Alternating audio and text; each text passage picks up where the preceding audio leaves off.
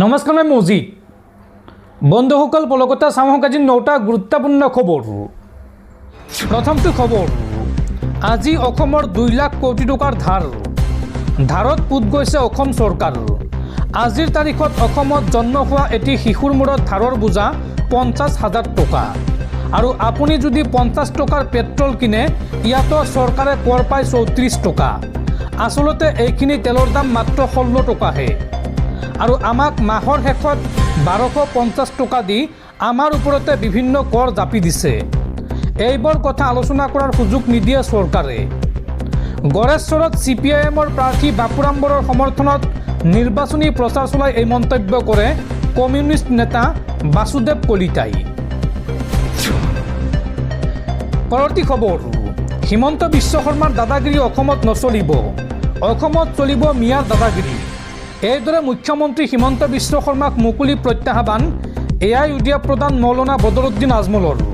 কিন্তু বদৰুদ্দিন আজমলৰ এই মন্তব্যৰ পিছতো ৰহস্যজনকভাৱে নিমাত কেন্দ্ৰীয় চৰকাৰ তথা ৰাজ্য চৰকাৰ। আৰু এই সন্দৰ্ভত এইবাৰ মুখ খুলিছে APCCৰ সভাপতি গৌৰৱ গগৈয়ে।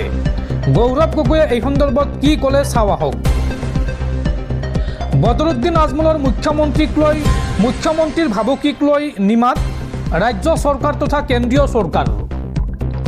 মুখ্যমন্ত্ৰীৰ মৌনতাক লৈ প্ৰতিক্ৰিয়া গৌৰৱ গগৈৰ। গৌৰৱ গগৈয়ে এই সন্দৰ্ভত কয় যে অসমৰ জীয়ৰীয়ে ফেচবুকত কবিতা লিখিলে জেলত ভৰাই থোৱা হয়। সাংবাদিকে ভ্ৰষ্টাচাৰৰ বিৰুদ্ধে বাতৰি পৰিৱেশন কৰিলে জেলত ভৰাই থোৱা হয়।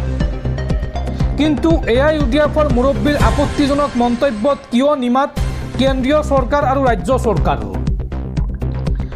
AIUDFৰ বিধায়কৰ ভোট ৰাজ্যসভাত কিয় প্ৰয়োজন হয় বিজেপিক? মুখ্যমন্ত্ৰীৰ দুটা স্থিতি কিয়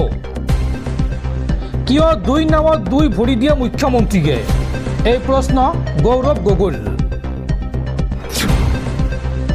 পৰৱৰ্তী খবৰ, আন্তঃৰাষ্ট্ৰীয় বজাৰত পুনৰ সুৰাসুৰে কমিছে ভাৰতীয় টকাৰ মূল্য। আৰু এইবাৰ ইতিহাসৰ সকলো ৰেকৰ্ড ভংগ কৰি আমেৰিকান $1 ভাৰতীয় টকাৰ মূল্য হ'লগৈ 94 টকা 74 পইচা। ডলাৰৰ বিপৰীতে টকাৰ মূল্য হ্ৰাসে গঢ়িলে আন এক অভিলেখ। দৰ্শকসকল আৰু বহুতো গুৰুত্বপূৰ্ণ খবৰ আছে। তাৰ আগতে আপোনাক জনাওঁ যে যদি আপুনি এতিয়ালৈকে এইটো ভিডিঅ'ত লাইক কৰা নাই তেন্তে এতিয়াই ভিডিঅ'টোত লাইক কৰি দিয়ক। আৰু এনেকুৱা ধৰণৰ ভিডিঅ' মোৰ নিতৌ চাবলৈ চেনেলটো ছাবস্ক্ৰাইব কৰি কাষত থকা বেল আইকনটো প্ৰেছ কৰি ৰাখক। পৰৱৰ্তী খবৰ, মধ্যপ্ৰাচ্যৰ যুদ্ধক লৈ ডাঙৰ খবৰ। এইবাৰ আমেৰিকাৰ সেনাক আক্ৰমণ কৰিবৰ বাবে ভয়ংকৰ ৰূপত সাজু হৈছে ইৰাণ। যিকোনো মুহূৰ্ততে আমেৰিকাৰ সেনাৰ ওপৰত আক্ৰমণ কৰিব IRGCয়ে। আমেৰিকাৰ সেনাক আক্ৰমণ কৰিবলৈ এইবাৰ ভয়ংকৰ ৰূপত সাজু হৈছে ইৰাণ। যিকোনো মুহূৰ্ততে আমেৰিকাৰ সেনাৰ ওপৰত আক্ৰমণ কৰিব IRGCয়ে। IRGCয়ে ইৰাণৰ নাগৰিকক কৰি দিলে এই সন্দৰ্ভত সতৰ্ক। আমেৰিকাৰ সেনা চাউনীৰ কাষৰ পৰা আপোনালোক আঁতৰত থাকক।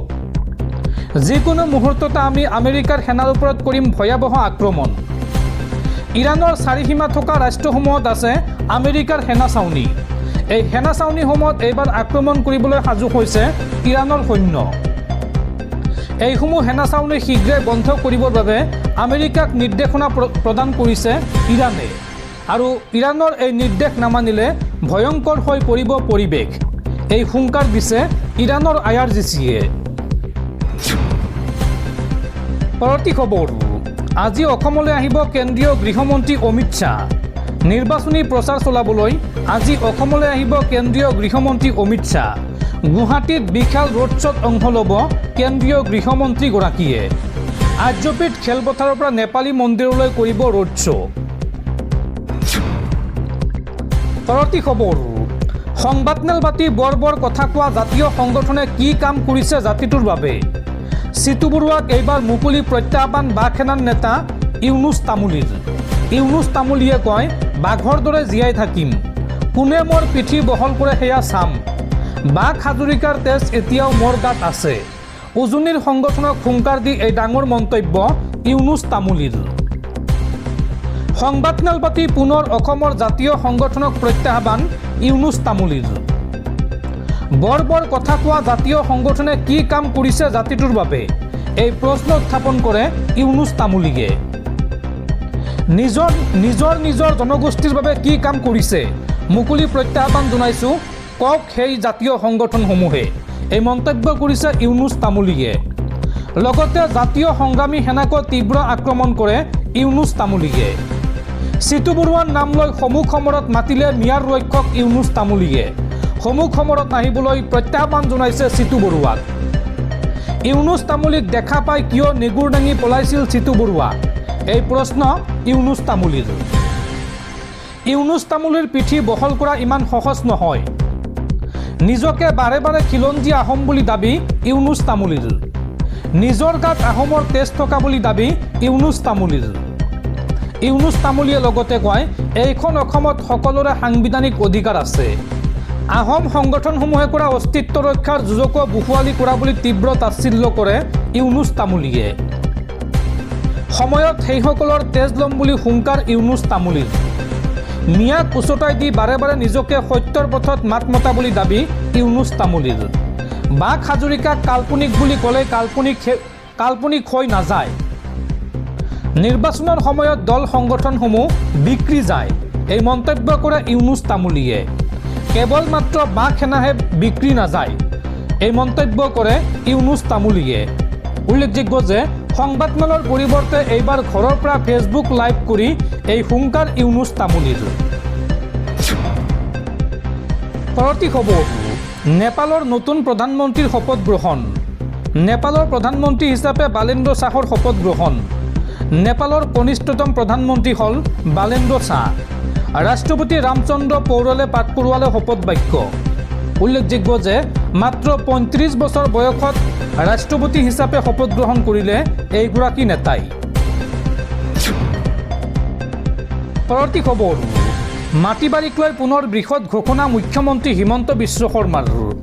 এইবাৰ বেদখলমুক্ত কৰা হ'ব ৰাজ্যৰ চৰাঞ্চলৰ মাটি, আৰু চৰাঞ্চলৰ মাটি বেদখলমুক্ত কৰি অসমৰ দুখীয়া ৰাইজৰ মাজত ভগাই দিয়া হ'ব সেই মাটি। এই বৃহৎ ঘোষণা মুখ্যমন্ত্ৰী হিমন্ত বিশ্ব শৰ্মাৰ। এইবাৰ চৰৰ ভূমিত উচ্ছেদ চলোৱাৰ হুংকাৰ মুখ্যমন্ত্ৰী হিমন্ত বিশ্ব শৰ্মাৰ। মাতাব্বৰৰ পৰা মাটি কাঢ়ি আনি চৰৰ লাখ লাখ মানুহক ভগাই দিয়া হ'ব। উল্লেখযোগ্য যে বৰ্তমানৰ একাংশ চৰাঞ্চলত লাখ লাখ বিঘা ভূমি মাতাব্বৰে দখল কৰি আছে, আৰু মাতাব্বৰৰ পৰা কাঢ়ি অনা সেই মাটি দুখীয়া লোকক প্ৰদান কৰাৰ আশ্বাস মুখ্যমন্ত্ৰীৰ। বৰ্তমান ৰাজ্যত চৰৰ মাটিকে ধৰি 50 লাখ বিঘা মাটি বেদখল হৈ আছে, আৰু এইবাৰ অসমত পুনৰ বিজেপিয়ে চৰকাৰ গঠন কৰিলে মুক্ত কৰা হ'ব এইসমূহ মাটি, আৰু চৰাঞ্চলত মাতাব্বৰৰ পৰা মাটি কাঢ়ি আনি দুখীয়া ৰাইজক ভগাই দিব বিজেপিয়ে। উল্লেখযোগ্য যে চৰত 200 পৰা 300 বিঘাকৈ মাটি মাতাব্বৰে বৰ্তমানো দখল কৰি আছে, আৰু এই মাটিসমূহ বেদখলমুক্ত কৰি দুখীয়া মানুহক এবিঘা দুবিঘাকৈ প্ৰদান কৰা হ'ব। এই ঘোষণা মুখ্যমন্ত্ৰী হিমন্ত বিশ্ব শৰ্মাৰ। পৰৱৰ্তী খবৰ, 6 বছৰৰ বাবে বিজেপিৰ পৰা বহিষ্কাৰ জয়ন্ত কুমাৰ দাসক। দলীয় প্ৰাৰ্থীৰ বিৰুদ্ধে প্ৰাৰ্থিত্ব আগবঢ়োৱাৰ অভিযোগত 6 বছৰৰ বাবে দলৰ পৰা বহিষ্কাৰ কৰা হৈছে জয়ন্ত কুমাৰ দাসক। উল্লেখযোগ্য যে বিজেপিৰ পৰা টিকট বঞ্চিত হৈ এইবাৰ নিৰ্দলীয় হিচাপে দিছপুৰ সমষ্টিত প্ৰাৰ্থিত্ব আগবঢ়াইছে জয়ন্ত কুমাৰ দাসে। পৰৱৰ্তী খবৰ, বদৰুদ্দিন আজমল বিজেপিৰ লগত মিলি আছে।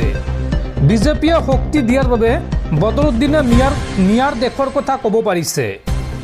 বদৰুদ্দিন আজমলক লৈ এই মন্তব্য জমিয়তৰ মুৰব্বী আৰছাদ মাদানীৰ। পৰৱৰ্তী খবৰ, পুনৰ সুৰাসুৰে কমিছে সোণৰূপৰ দাম। যদি আপুনি সোণৰ গহনা বনাম বুলি ভাবিছে তেন্তে আপোনালৈ ভাল খবৰ। চাওঁ আহক আজিৰ দিনটোত গুৱাহাটীত কিমান হৈছে সোণৰ দাম। সোণৰ বজাৰত স্বস্তিৰ খবৰ। বিগত কিছুদিন ধৰি ধাৰাবাহিকভাৱে হ্ৰাস পাইছে সোণৰ দাম। গুৱাহাটীৰ বজাৰতো ইয়াৰ প্ৰভাৱ পৰিছে।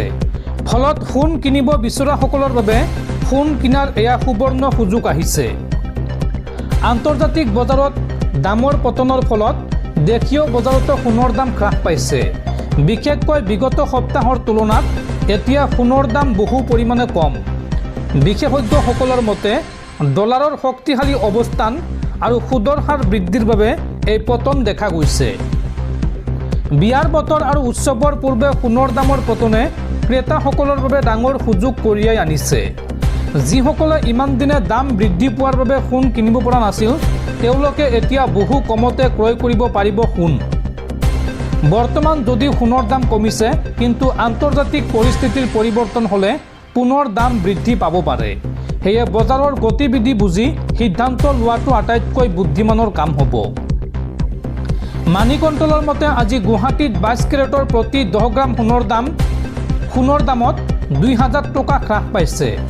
বৃহস্পতিবাৰে প্ৰতি গ্ৰাম 22 কেৰেট সোণৰ দাম আছিল 13,615 টকা আৰু আজি প্ৰতি গ্ৰাম 22 কেৰেট সোণৰ দাম হ'লগৈ 13,415 টকা। মানি কণ্ট্ৰলৰ মতে আজি গুৱাহাটীত 24 কেৰেটৰ প্ৰতি 10 গ্ৰাম সোণৰ দামত 2100 টকা হ্ৰাস পাইছে। বৃহস্পতিবাৰে প্ৰতি গ্ৰাম 24 কেৰেট সোণৰ দাম আছিল 14,296 টকা আৰু আজি প্ৰতি গ্ৰাম 24 কেৰেট সোণৰ দাম হ'লগৈ 14,086 টকা। পৰৱৰ্তী খবৰ, মধ্যপ্ৰাচ্যৰ যুদ্ধত এইবাৰ ভাৰতৰ নাম। ইৰাণৰ যুদ্ধক লৈ নতুন ৰণনীতি। ইৰাণে মিছাইলত লিখিলে ধন্যবাদ ভাৰতবাসী। ইজৰাইল, আমেৰিকা আৰু ইৰাণৰ যুদ্ধৰ দিন যিমানেই বৃদ্ধি পাবলৈ ধৰিছে, সিমানেই সমগ্ৰ বিশ্বৰ মাজত চিন্তা বৃদ্ধি পোৱা পৰিলক্ষিত হৈছে। তদুপৰি এতিয়া এই যুদ্ধ কেৱল অস্ত্ৰ শস্ত্ৰৰ মাজতে সীমাবদ্ধ হৈ থকা নাই। এই যুদ্ধ এতিয়া ক্ৰমান্বয়ে বাৰ্তা প্ৰেৰণলৈ ৰূপান্তৰ হ'বলৈ ধৰিছে। ইৰাণে যুদ্ধৰ মাজতে অন্য এক ৰণনীতি গ্ৰহণ কৰিছে। ইৰাণে ইজৰাইললৈ লক্ষ্য কৰি নিক্ষেপ কৰা মিছাইলত লিখিছে ধন্যবাদ ভাৰতবাসী, ধন্যবাদ জাৰ্মানৰ নাগৰিক। সামাজিক মাধ্যমত ভাইৰেল হৈ পৰা এটা ভিডিঅ'ত দেখা গৈছে যে বহুকেইটা মিছাইলত পৃথক পৃথক দেশৰ নামৰ লগতে ধন্যবাদ বাৰ্তা লিখা হৈছে। ইয়াৰ ভিতৰত আছে ভাৰত, জাৰ্মানী, পাকিস্তান আৰু স্পেইনৰ দৰে দেশৰ নাম। ৰাষ্ট্ৰীয় সংবাদ মাধ্যমৰ খবৰ অনুসৰি এই দেশসমূহক এনেদৰে ধন্যবাদ জ্ঞাপন কৰাৰ মূল কাৰণ হৈছে এই ৰাষ্ট্ৰকেইখনে আমেৰিকাক কোনো ধৰণৰ সমৰ্থন জনোৱা নাই আৰু এই যুদ্ধৰ পৰা আঁতৰি আছে। ইৰাণে এনেদৰে মিছাইলৰ ওপৰত ধন্যবাদ জ্ঞাপন কৰি আমেৰিকাক দেখুৱাব বিচাৰিছে যে আন্তঃৰাষ্ট্ৰীয় পৰ্যায়ত ইৰাণ অকলে থিয় হৈ থকা নাই। উল্লেখযোগ্য যে ইৰাণে কেৱল এনেদৰে মিছাইলত বাৰ্তা লিখা প্ৰথম দেশ নহয়। ইয়াৰ পূৰ্বে ইজৰাইলক গাজাৰ ওপৰত আক্ৰমণ কৰাৰ সময়ত অস্ত্ৰসমূহৰ ওপৰত এনেদৰে বাৰ্তা লিখিছিল। এনে পদক্ষেপক সাধাৰণতে মনস্তান্ত্ৰিক যুদ্ধৰ অংশ হিচাপে গণ্য কৰা হয়।